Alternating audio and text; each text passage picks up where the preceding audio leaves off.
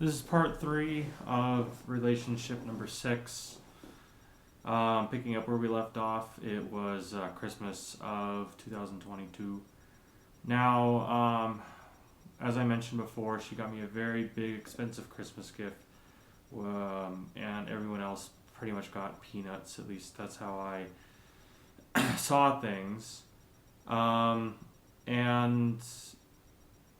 I saw her, I think, once for.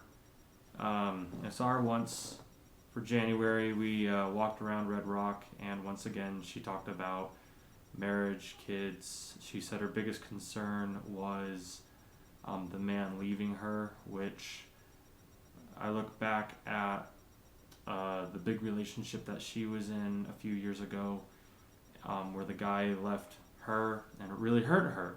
The irony is she's left me at this point 3 times. So there's a little bit of a hypocrisy there. Thank you. So that happened.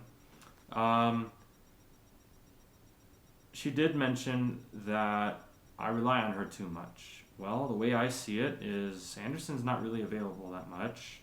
You weren't available, and you are becoming available a little bit more often. But I have a real hard problem making friends. Now, I'm going to go a little off topic a little bit, but I do believe that as of right now, there is a male loneliness epidemic. Look into it. The way I see it is everyone is out working, everyone has different work schedules. It's very hard to make friends as adult, and fortunately, I'm still looking at this from a high school perspective where I want to make friends the same way I made friends in high school, but we're not all going to classes anymore. We're all going to work. I'm not really friends with my coworkers because, well, we work different shifts, different schedules. And now that everyone's adults, everyone's married, they have wives, they have, at least guys, have wives, they have obligations like kids or a house. And even though I'm 26 years old, there are men, younger and older than me, that have these obligations hand in hand. It's the way I see it is, if you are married, most of your time is going to be spent either at the house or with the wife and or with the kids. So, and I can't relate because I've never had a wife and kids. I have a lot of free time on my off days. On top of that, there seems to be a lot of politics. There seems to be a lot of societal change. Apparently, men are bad all of a sudden. There's toxic masculinity floating around. I guess there's a thing against white guys these days. Maybe I'm exposed to too much propaganda, and that's why I'm thinking these things. But like as I say here, for the past 2-3 years, yeah, I do feel like there's a male loneliness epidemic. I've definitely felt very lonely this past few years, and it's been very hard. And I expressed this to her, and she was like, "Oh, you just gotta go out and make friends." And it's like, it is not that easy. It is not that easy. Look at how many matches a guy gets on Bumble and Twitter or Tinder compared to women. Women will get matches all day long. Men, they're lucky if they get one. And the same thing applies for outside of dating apps. Is women people seem to flock to women, whether if it's other women or guys. For guys, not so much. Not so much. It's the same on dating apps, and it's the same in real life. Which is why when I went to Japan, I had a lot of people come up to me, a lot of women come up to me, Japanese, Thai, Filipinos. Oh, you American? Oh, what you doing here? You want drink, big boy? And it's just kind of like, well, this is unusual. This never happens to me back in the States. Now, unfortunately, I've been believed to think that these women abroad want the green card and they just want to come to America and they're not really in love. I've been led to believe that. But it felt good when I was in Japan and that stuff happened. I'd go to bars and it would take maybe a few minutes for someone to walk up to me. Oh, you American? Oh, what you doing here? Work, business? You here for pleasure? So it was interesting. But the unfortunate thing is, that doesn't happen in America. And I tried explaining this to her, and I don't think she believed it.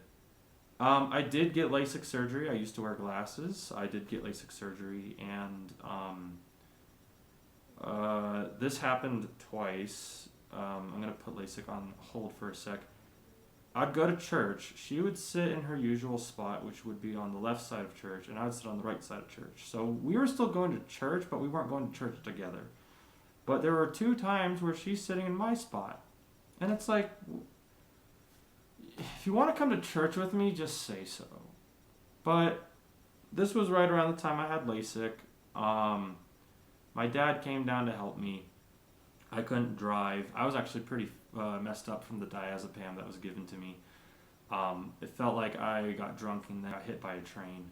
So he looked after me, but she was, out of everyone, coworkers, family, out of everyone, she was the only person to message me, hey, I hope your surgery went well. I hope you're doing well. And she was relieved to hear that everything went well. After LASIK was over with, I wanted to try to rebuild the friendship again, and I proposed, hey, we like going to Chili's. Chili's seems to be our thing. You want to go out to Chili's? No. You want to go bowling? No. Hey, there's a firefighter park right down the road from where you live. It's a memorial park. You want to go there? No. There's a museum? No. And keep in mind, I'm proposing these things. Here's kind of the double standard, is when she moved here, she proposed to me, I want to do horseback riding, I want to do dance lessons with you, I want to go to Albuquerque with you, I want to go shooting with you, which we actually did do shooting, but get this, it was only for 20 minutes. 20 minutes. Anderson came along. Dude didn't even want to touch a gun. Dude actually had to qualify to go to Korea, and he didn't even want to touch a gun. At least she had the balls to actually pick up a gun, and it just sucked because it was only for 20 minutes. I only brought like 2 guns though, so I guess it is what it is. She wanted to go to Pikes Peak with me. There was a lot more other stuff that she wanted to do with me. I just can't think about it right now, but I've at least named 5 things that she wanted to do with me. Oh, and she said she was going to come see me at the fire station. None of that happened. None of that happened. And it was very frustrating to the point where I've deemed her as kind of a liar. She wanted to do all these things with me, and it never happened. Well, a picnic at Red Rock was another one. I don't know if I said that one already. And it was frustrating because I valued her time. I valued my time. I took her as an honest individual. She was proposing these things, and I was so happy. Oh my gosh. Like, we have every time we hang out, we have a good time, and you are just in the best mood. I would like to go out and do these things. And again, I was under the impression of if we do these things, we're going to build our friendship, and I hope it blossoms. None of that happened. None of it happened. And after literally I had LASIK, I proposed to do all these things. I never heard from her again. And I was very upset because I wanted to tell her, I did a survival class in college, I wanted to tell her how that went, I never did. I went to Japan, I wanted to tell her how that went, it was very interesting, I never got around to telling her that. Oh, she said she wanted to do a trip around the Southwest, so like re-seeing the Grand Canyon, Monument Valley, Zion National Park, probably stop in Phoenix. She said she wanted to do that. That never happened. I went by myself. I actually did the road trip myself. And I did get into, I didn't consider her in a relationship anymore.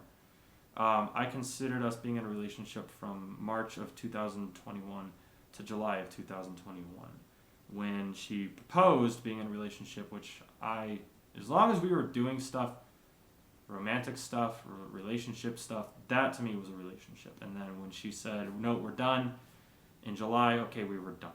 But that didn't, but with the signs that she was continually giving me, with all the things she wanted to do with me, wanting me to move to Colorado, I was under the impression that she just had a commitment problem because of a previous ex. I figured if I let it cook, she'll come around. The other thing is she kept mentioning, you're negative. Okay. Where am I negative? What about me is negative? And she recommended go to therapy. And I really didn't want to go to therapy. I looked at it as I need help. And it's very hard because a man should, at least I believe, a man should already be mentally tough. And I think it's okay to get help, but under the circumstances, I didn't see why I needed help. And ironically, is when I did go see therapy, which is not easy to admit. But when I did go to therapy, and I mentioned, well, I'm negative, but they never mentioned what. It was later determined, well, you're not really negative, you're just a realist. If you see something that sucks, you're going to call it out for sucking. But if you see something that's good, you're going to call it out for being good. But being a realist can sometimes come across as being negative.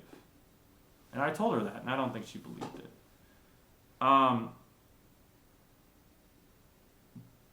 But anyway, she was also going to therapy, and I also thought that was going to help her with her anxiety and trying to... If she valued marriage and kids so much, I was hoping that she would go to therapy to overcome these fears.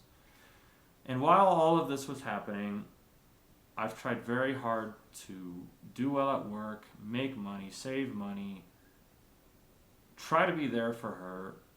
Her friend in Germany, she talked about how, oh yeah, every time I was down, he was always there for me. And I tried to do the same thing, where she apparently hated Germany. She apparently hated being in Germany. And the only thing that kept her happy was her friend.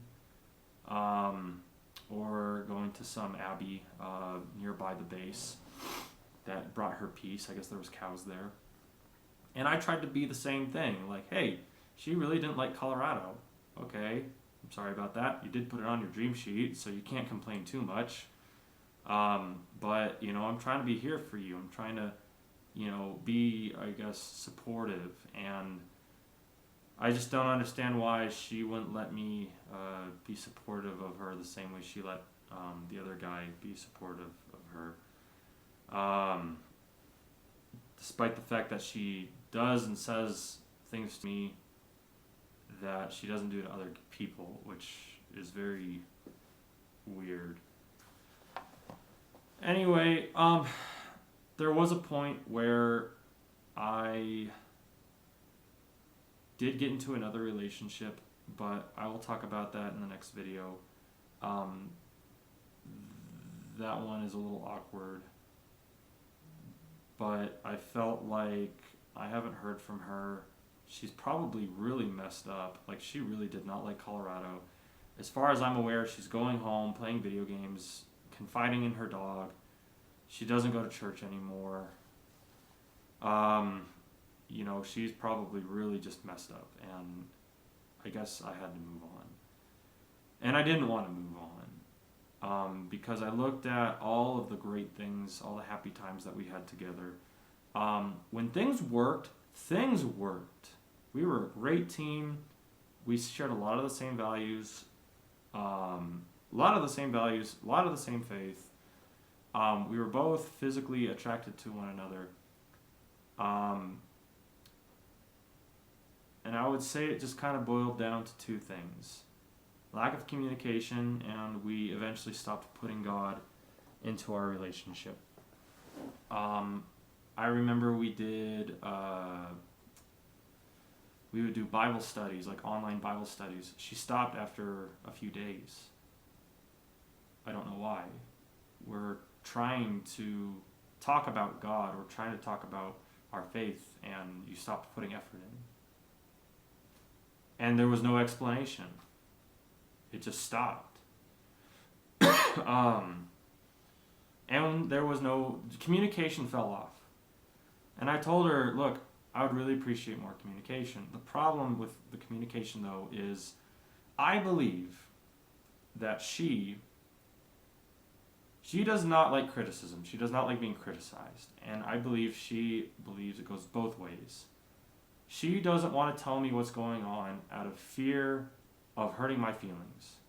The irony with me is you are doing more damage being vague and being silent than you are actually being blunt, forward, and truthful with me. And I had this conversation back when I was in the military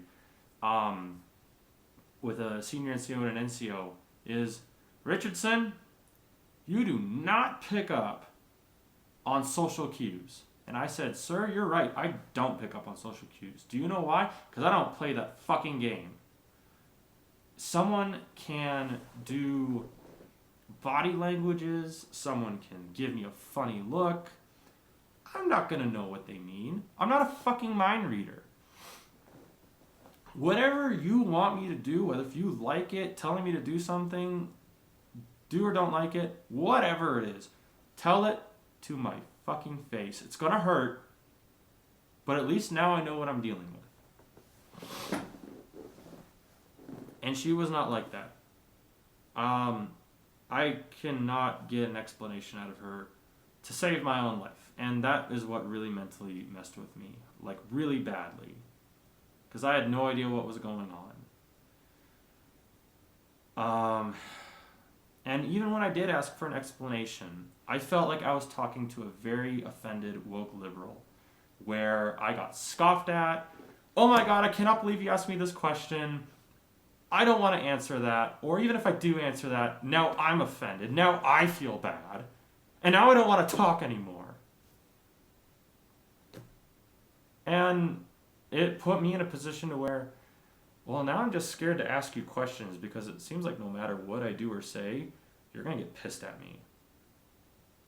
And that also spiraled into, I resorted to other means of communication that she also got pissed off about. So it was a lose-lose situation. And it was one of those situations where I don't know what to do. I don't know how to get clarification without pissing you off. I don't know how to get answers from you without pissing you off. I don't know how to talk to you without pissing you off now. And when I do try to talk to you via letters or third party, I don't hear back. Not only do I not hear back from you, but then even when I do hear back from you, it is the same, I'm upset, I don't want to answer this, I don't want to talk about it.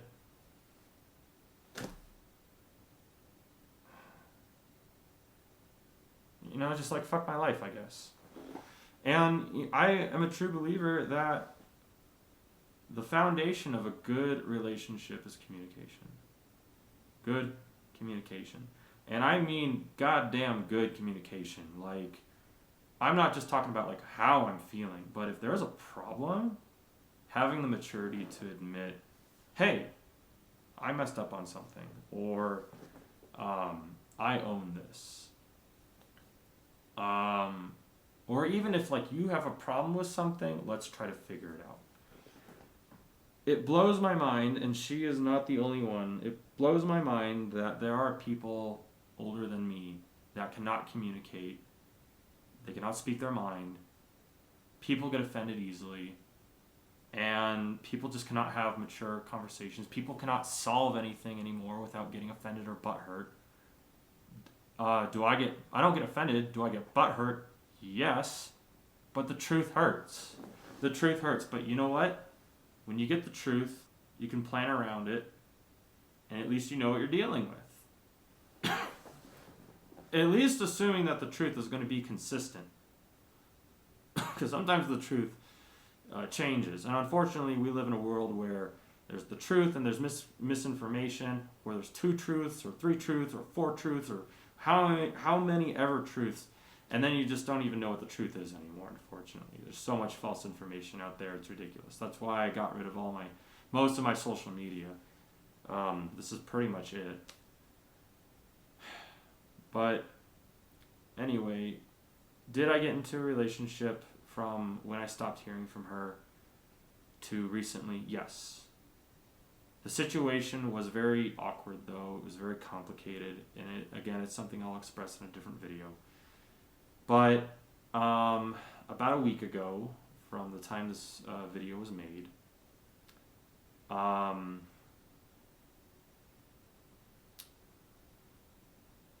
I got a new phone, and I want to say that what I did was both planned and not planned at the same time. Is not all of the contact information is transferred over to my phone. And in other words, either a contact would get transferred over to my new phone with the number and name, the number would get transferred over but not the name, or nothing would get transferred over. There were a lot of phone numbers from my coworkers I don't have anymore. There were some people from like 2022, 2021, where the numbers transferred over but not the names, and then prior to 2020, any old contacts basically came over just fine. And I came across 3 numbers that looked very similar. And I was like, well, one of those is hers, and I'm willing to bet it's this one. I'm 90% sure it's hers. I memorized it, but I won't know until I actually text it. And I actually texted it, and well, lo and behold, she replied fairly quickly, "Oh, hey, this is Christy." Okay, cool. I went to work, got off work, and as I'm walking to my truck, she calls me.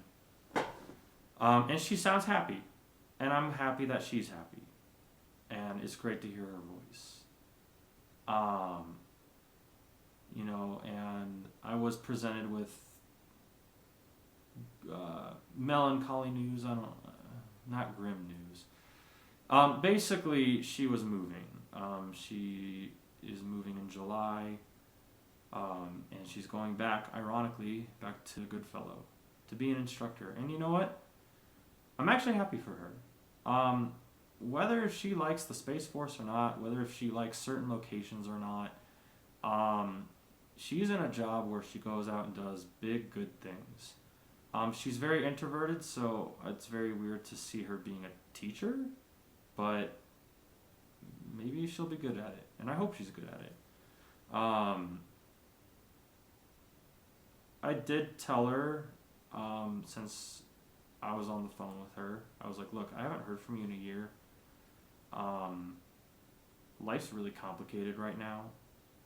I'm just kind of going to do a Hail Mary. And like I said, I've just got out of a relationship at this point, and this is the 3rd time that this has happened where I've gotten out of a relationship with someone.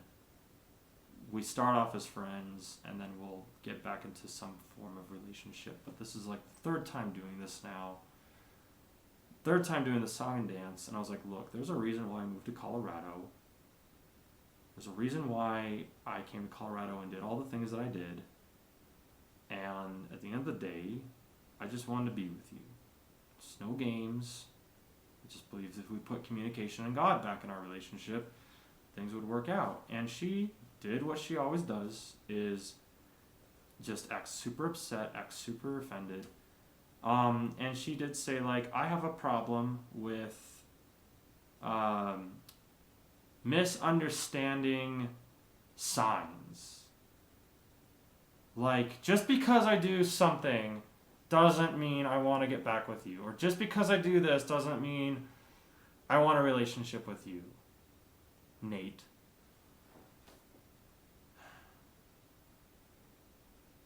And if that's how you see things, that's fine. But really, you can't blame me because of how strong those signals were, how consistent those signals were. You got to look at our history.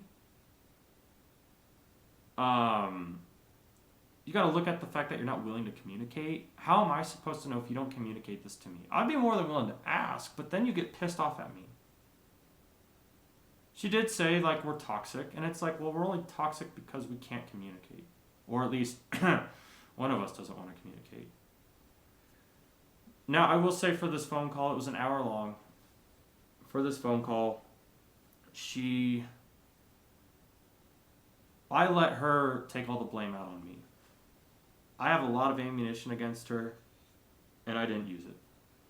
I let her just vent on me, and she did end with like, I got a boyfriend anyway. We've been dating for a few months now.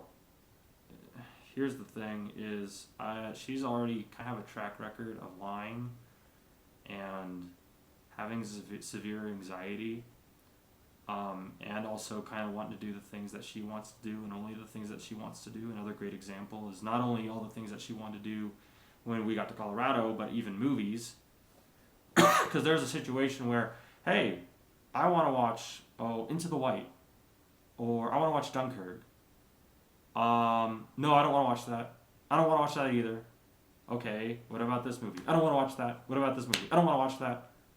Okay, how about we watch the movie Airplane? I haven't seen that movie. Oh my god, yes, let's watch Airplane. I only watched Airplane because I knew you wanted to watch it. The same way you wanted to watch all the other classic movies before this. I never, not once did I get to pick my own movie that I wanted to watch. So, probably for the best, I don't believe that she has a boyfriend. I feel like she said that just so I could screw off. And even if she does have a boyfriend, that's really hard. It's really hard to accept. But unless she has gotten better, that dude is probably going to be in for a rude awakening. Especially because she told me it's going to be long distance, which I feel like a lot of people don't like long distance relationships, or at least there's a lot of potential for cheating. But that being said, in my heart, I feel like we were maybe one or two miscommunications away from something that could have been very beautiful. I have to look at her the same way I look at Angel now, is just this person just took a big mental shit and found someone and is now someone else's problem. Going back to Angel, she's big now. The husband's big. Every time I think of them screwing in bed, I think of two fat, sweaty pigs screwing. It's kind of funny, actually. It's actually kind of funny. But I have to put someone that I looked up to, someone that I loved, into some gross, disgusting category. And I don't want to do that, because I do look back at when they were mentally fit or physically fit, all the good times we had, and now it's like, I didn't change. You changed for the worst. And on your way out, you pointed the finger at me. I'm the bad guy. I'm the asshole. I think her mental health, Christy's mental health, has deteriorated over the past few years. I don't know how else to communicate with her without pissing her off. And I just feel like I am walking away with this with not a lot of answers, but I'm walking away with one answer. I don't like it, but it's enough to, I guess, help me move on. She just simply doesn't want to be with me. And I think another thing to kind of help that is I look at how much time and money and effort I've spent the past 3 years trying to get back with her, just to realize that she is mentally in the gutter. And again, even if she does have a boyfriend, I wish them the best of luck, but I feel like that guy's going to have a really rude awakening. But I guess that's not up to me anymore.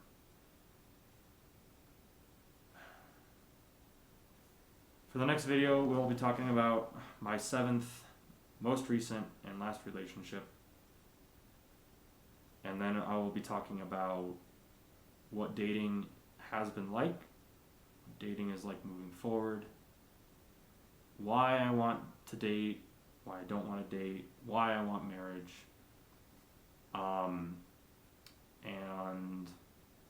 I want to talk about my happiness, because it seems like every time I invest into someone that is romantically interested in me, only for them to leave, I lose a massive chunk of myself. I lose a massive chunk of my happiness. And that is what is hindering me from trying to find someone in the future. But I'm getting ahead of myself. Next video is coming soon.